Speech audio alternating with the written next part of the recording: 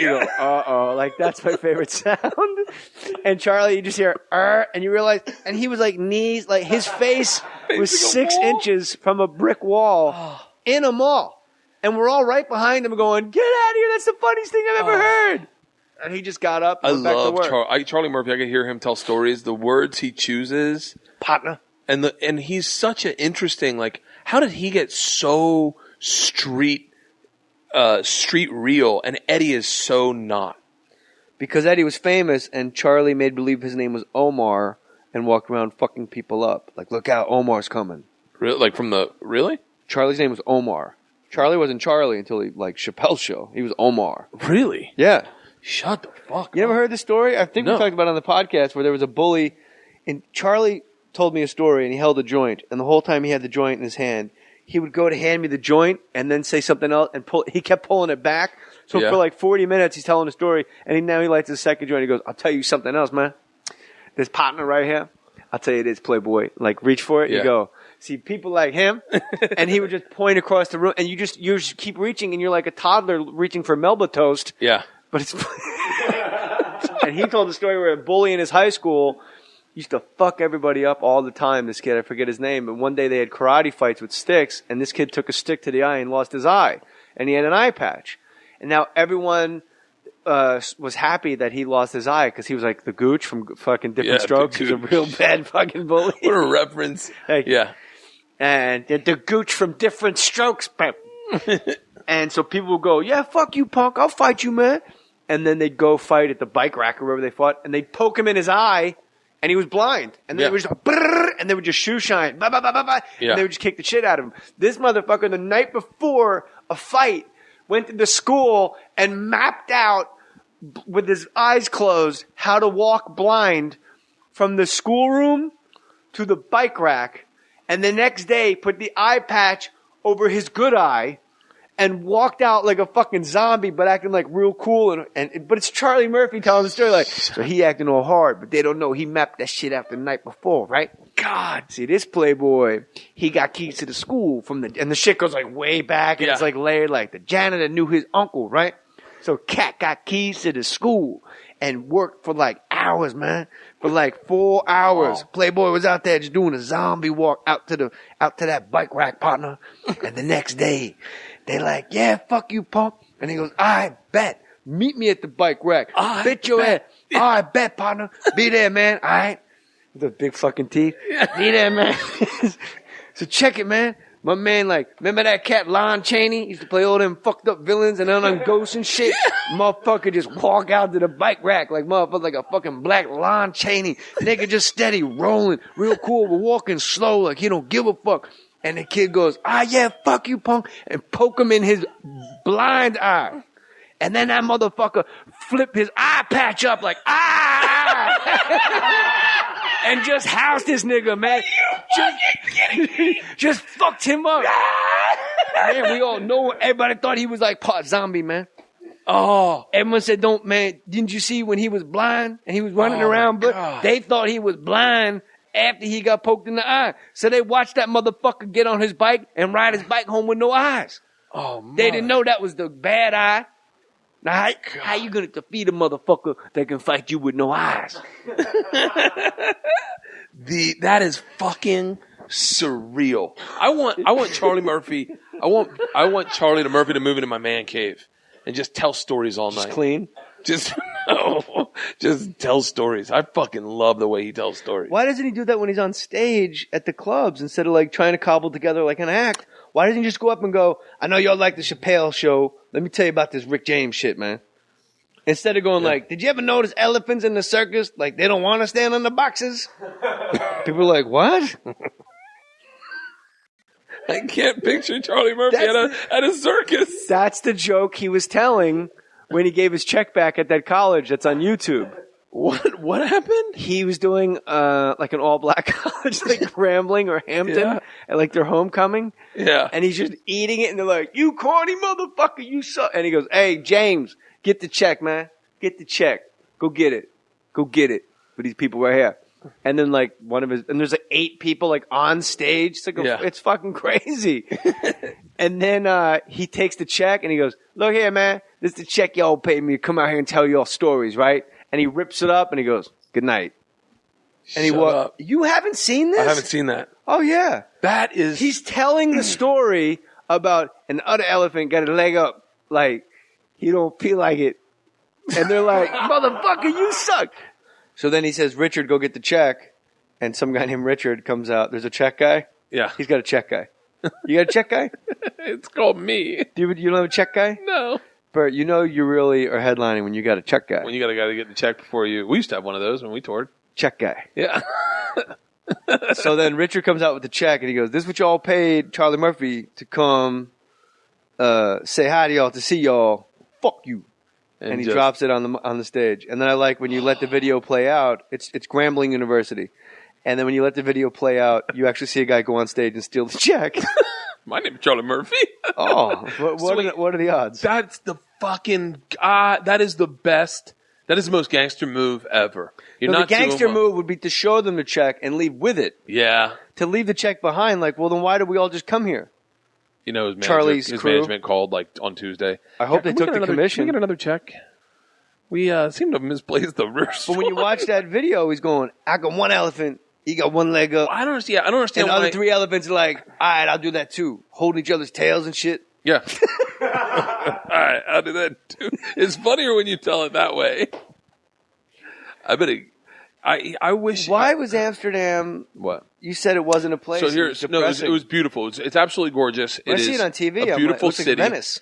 It's gorgeous. There's a lot of like kind of sketchiness walking around. A lot of really stoned, really drunk Russians. A lot of really drunk like the Belgium come in, and it's just like a lot of tourists from like Eurotrash coming in, getting fucking wasted, really rowdy. And then we were shooting at this place called the Banana Boat, the Banana Factory, the Banana Club. Gay bar? Nope. Strip club. And I was like, and we were shooting there and I was Sounds a little, It does. I'll tell you what happened. So we're standing on the outside and then the guys who were running the place, these big fucking Dutch, Jorn Vandersloot looking motherfuckers, and they're like, you want to go inside? Have a beer. Because we're done shooting. You want to dance? Dance. And I go, yeah. And it's a fucking like knock system. Like it's in the red light district. You got to knock. They open the thing. Who said yes? And I was like, he said that we could come in? No. And then they had to come out and go, he's okay. So I bring in me, my co-star, and I think maybe one of my managers. And there's your co-star the chimpanzee bear? No, the hot chick that looked like BJ McCain, his best friend bear. No, I tweeted you pictures. I know, I saw. Yeah, no, she was smoking. She wasn't hot. She was smoking. So we go in. We go to your wife's the hot. Bartenders are much hotter. Yeah, we go in, and the bartenders are sitting on the bar, right, naked women. Yeah, they more look like kind of nannies than bartenders. So they're like kind of sitting on the bar like Jabba the Hutt. Like sitting on the bar, pouring beers. They're like, "What do you want?" And I was like, "Beer." And they're like, "Okay, here for the show." And I was like, "What show?" And then all of a sudden, one of the bartenders just turns and spreads her legs wide, like right there, and just real aggressively shoves a banana inside her. Just fucking, and you're just like, oh my God, right? Inside, comes out peeled. And I'm like, are you fucking kidding me? Are you being for real? Yes. And I then was just going to make a joke. Did it come out peeled? Comes out peeled, right? And then and it's sticking there. It's sticking there like a monkey had put it in there and just set it out perfect. And then she goes, who wants some? And then a bunch of drunk Belgium guys start going, okay, and climbing up on the bar, eating it out of her. And I'm sitting there going, this isn't my fucking speed anymore. Like in high school, I would have been like, fuck yeah. And now I'm a grown man. How many bananas do you think you could have knocked back? Because I know you got that Taco Bell 12 pack. Yeah. It was heart-wrenching. How many bananas? First year of FSU, how many bananas do you eat? Oh, it would have been 4 bananas. You would have went for the record, before right? I was like, wait. What's the record? Yeah. Man versus vagina. Yeah, I would have been. Man versus vagina. I would have been friggin' shirt off on top of the bar going, I'm doing the same trick. Like, I would have been hardcore. I told you Bert put 6 bananas in his asshole and then starts crying. I just realized I don't have a vagina. You heard, I told Rogan the story about flying dildos. Did I ever tell you about that when we were on the road? By the way, if you are perusing other podcasts to listen to, you can't really get much better than Rogan. Rogan's just top of the heat class act. Great comic, great I'm podcast. very lucky to do every podcast I'm obsessed with. I've done you and Joe and Marin, I think, are the three, hands down, no questions asked, the three. I had a guy say to me, you know, best. you and Marin are the only 2 podcasts I subscribe to. I was doing a corporate show in Detroit at Joe Louis Arena. I think, yeah. And I go, hey, thanks, man. That's great. He goes, I go, you like, because I haven't really heard Marin's podcast. Yeah. Because I've just seen him do stand-up my whole life. I go, how do you like Marin's podcast? He goes, well, I fucking hate the first half when he just does like his rants, but I love his interviews. I go, so out of 2 podcasts, one of them you hate half of it. But you're subscribing to, because he is the competition too. Yeah. So I have to like take a shot There's at no him. competition. They're not in my opinion. I don't look, because I'm listening to both. You don't have a podcast. Yeah. Oh, I'm If it's the Bert Kreischer podcast, you'd be like, fucking Marin, how do we get him out of there? Why don't you do Marin's? You got to He do hasn't asked Marin's. me. Oh. Rogan never asked me to do his. Regardless, Irregardless. The flying dildos. So when I was in college, this is a perfect example of who I was. Not saying that I'm grown up or at all by any stretch of the means. We go in Amsterdam when we're in college, and me and 4 buddies, and we see a live sex show, and on the banner it says "flying dildos." Like 5 things they do: live sex, oral sex, girl on girl, guy on girl, and Where's then the last one. This is in Amsterdam. They have live sex shows. Oh. The last one says "flying dildos." That's what it says, and I fucking see that, and we're fucking lit. I'm in the 22 years old. Well, I'm like, guys, flying dildos. And they're like, what? And I go, it's flying dildos. We got to see flying dildos. So we go in. It is the size of the Boston Comedy Club. Okay? Set up much like the Boston It's too bad Comedy it's not open anymore because no one fucking talks about this fucking place more than us. Tell me about it. And, okay, sorry. No, I went there the other day. It's a wine bar. Yeah. It's It's going a long way to prove a point. so it's the size of the Boston Comedy Club, and the stage is a little bigger, but it's the same kind of stadium seating, right? And I'm sitting on the top row, just watching. And the first girl comes out by herself, and I start the murmur in the crowd of all dudes, 22. I start going, flying dildos, flying dildos, flying dildos. You were in Amsterdam This at is 22? in Amsterdam at 22, yeah. Oh, I right didn't know you after I went was there in again. Russia. Oh, okay. And so I'm going, flying dildos. And then they start going, flying dildos. And the girl comes on stage, she goes, no, not flying dildos, sorry. And so she does her little act, and we're like, yeah, it's okay. And so then the next one comes out, it's a guy and a girl. And I start going, flying dildos, flying dildos. And they're like, sorry, we're not flying dildos. So they do their act, and everyone's like, So then by the third chick that comes out, girl on girl, the whole place is chanting, flying dildos, flying dildos. And they're pissed, right? They got to do a girl on girl scene, but they're like, we're not flying dildos, okay? And so we're like, oh, boo. So as they're doing their thing, we're booing. Boo, flying dildos. So the next girl comes out. It's a girl in like fucking a dominatrix like looking outfit, but like sexy hot. And she's got a medicine bag, like what a doctor's kit bag looks like. And she comes out. And by this time, the whole fucking group is chanting, butt stomping the ground, flying dildos, flying dildos. And she goes, stop. I am flying dildos. And the place goes fucking nuts. I'm talking 80 guys like, yeah! And she goes, I will need one volunteer from the audience. And everyone starts pointing to me, flying dildos, flying dildos. And I'm fucking... So she was doing a Bono impression too? Yeah. She's doing a Bond impression too. So I go out, I stand on stage, and I've got my fucking finger in the air like, flying dildos, and the whole place is chanting. And she fucking comes behind me.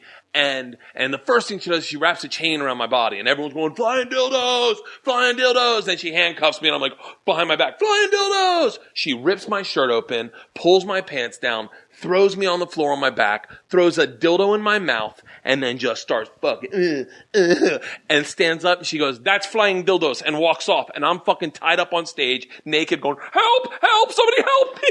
She fucking sat on the dildo. Sat on it, just like, and everyone fucking loses their mind, and literally 80 guys come up and just start snapping pictures of me, fucking naked, with a dildo next to my head, like, help me. And this is well before fucking digital photos, because that shit would have been all over Facebook. It would have ruined my life. You should go, when you were in Amsterdam this time, did you look for flying dildos? So we go into the banana place, and Matt Schuler, my manager, knows the story. And so all of a sudden he says, they do the banana, he goes, I wonder if they're going to do flying dildos. She does her banana trick. All of a sudden, dildo in, boom, flying across the room. Dude catches it. She goes, throw it back. Throws it back. She pops it. She's just shooting like BP to all these guys. Just bam, bam, bam. And I'm sitting, I'm going, so that was what flying dildos should have looked like. Oh, that's nice. I like many things about that story. Okay. What? I like that you get it's almost like Christians versus the Lions mentality, and then you go 80 guys. Because in my mind, I'm picturing like, the stadium at like University of Michigan, like flying dildos, flying. Painted black, you devil! Like people seeing the stones at Madison Square Garden. And it's really 80, but since you're a comic, we know it's 40. It was really 23. Yeah.